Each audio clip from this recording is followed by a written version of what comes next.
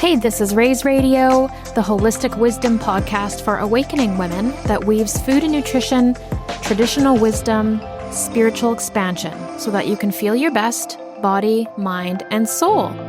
I'm your host, Raina Lutz. Let's dig in.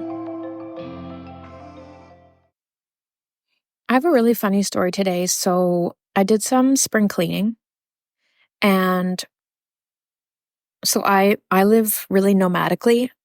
My life fits into a vehicle, but I do have a few boxes of storage in my hometown, and I decided to go through those bins of storage and see if there's anything that I could cut and clear, because I love to keep things really, really low.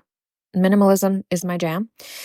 And if there wasn't anything to cut and clear, then at least to organize what's in there so it feels, really, really clean.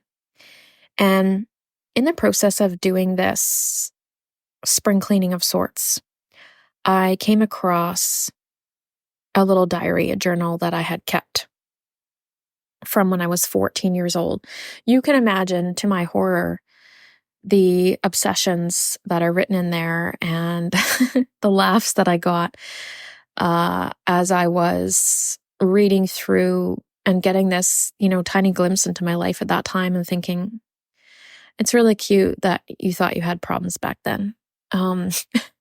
But I wanted to share the part of it that really was like earth-shattering, kaboom. For me, when I read this one page, I was like, oh my God, I completely forgot about this. And so, a lot of the clients that I work with, there's emotional eating happening. And I'm very familiar with that space because I healed my own disordered eating many, many years ago.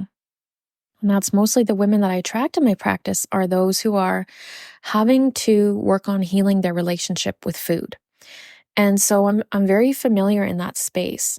But with all the healing that I did around it, I wasn't exactly aware of which scenarios per se were the initial trauma around my own emotional eating issues. So I'm reading this journal, and it gets to the part where there is a run in physical education. There's a class run, and it's really far away from the high school, and it's a long ways. Now, I wasn't a fitness fanatic as a kid. I wasn't a fitness fanatic as a teen. I wasn't a fitness fanatic in my 20s, and I am trying to embrace fitness in my 30s, but I am still not stoked about it, and now I know why. I'm going to call him Mr. C.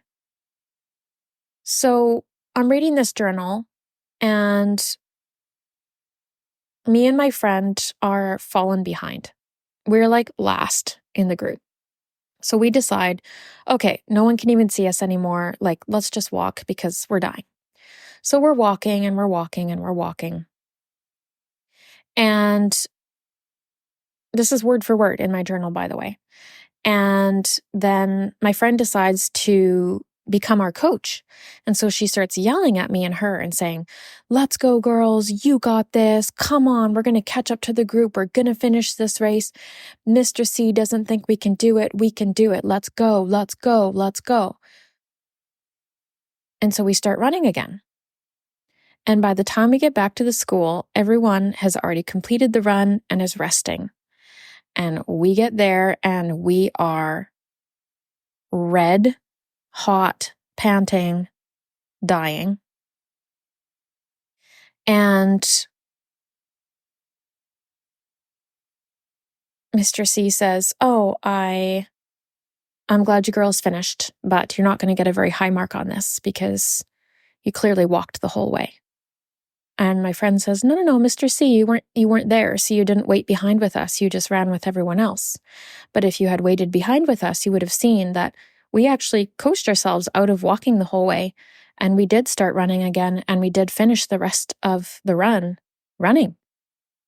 And he rolled his eyes and said, well, you must have been really slow then, in front of the whole class. And so I'm reading this, and my jaw falls open. because I remember reading earlier in the journal about a week or two after this scenario that I was so desperate to get thin.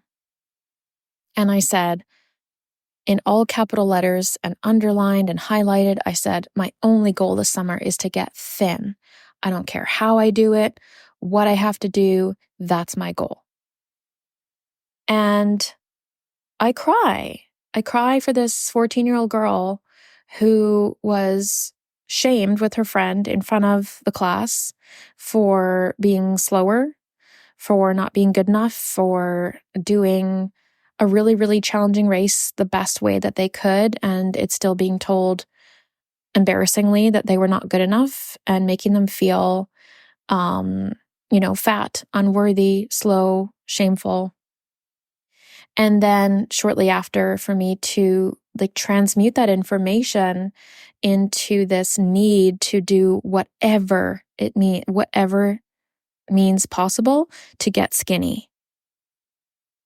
And I just had this realization that was the moment, because I've been saying for a long time to, clients, friends, whatever, that a lot of us have trauma from PE, right? From high school. Like a lot of my older clients will talk about trauma from being told they need to climb the rope in PE and then being shamed when they can't do that. That's really hard. People need to train to be able to do that.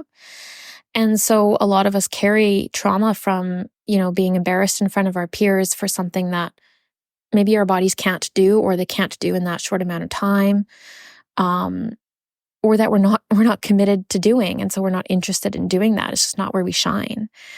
If all of those people in that class that saw that experience, they weren't there when, in art class, our teacher would praise me for my art.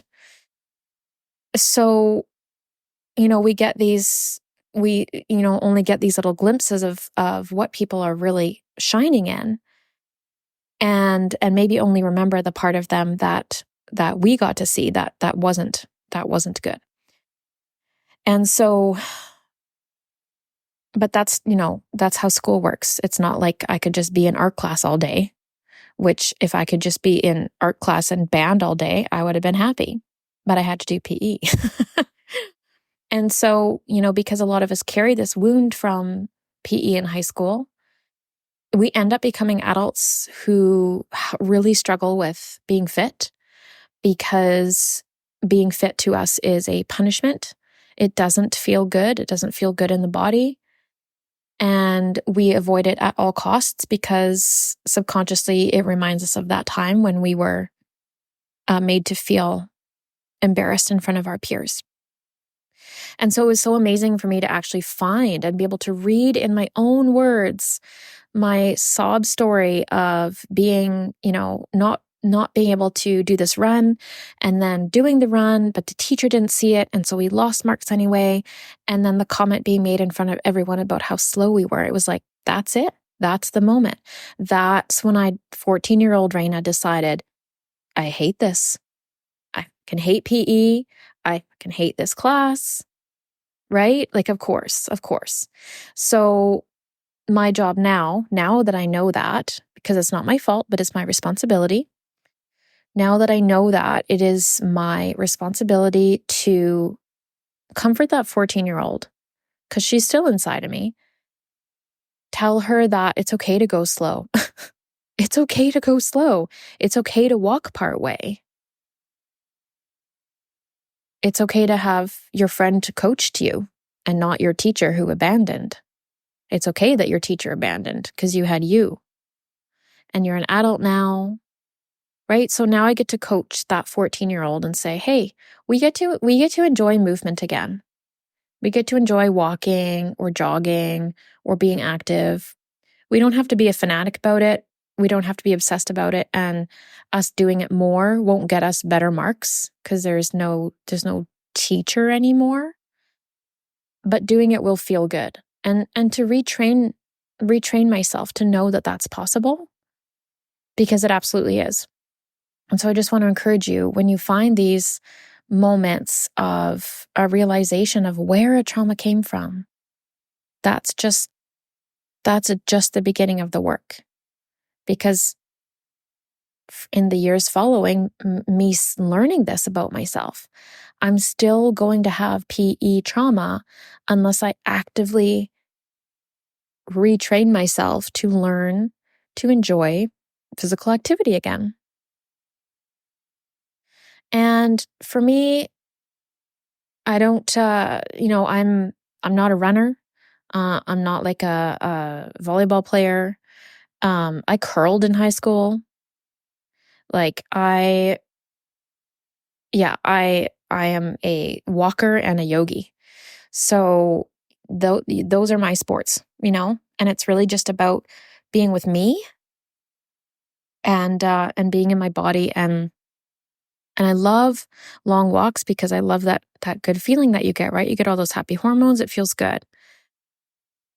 But I don't love running. And I know some people that love running. That works for them. That's amazing. So it's just finding what works for us and finding something that when we're doing it makes us feel happy and can comfort that part of us that was potentially harmed by other people's, opinions when we were young and impressionable. And, it makes so much sense to me. Like, of course, that comment is going to hurt us. Of course, that comment is not going to make us decide to become PE stars in the class. Like it's just a negative comment meant to shut us down and lower our vibrations. And so my goal is to overcome that and to have fitness back in my life to a point where I'm not striving for an A and I'm feeling good and I'm okay with walking a little bit. I'm okay with going slow. I hope this was helpful for you today. Thanks for listening. Thanks for listening. You can find me online at www.rainadonlutz.com.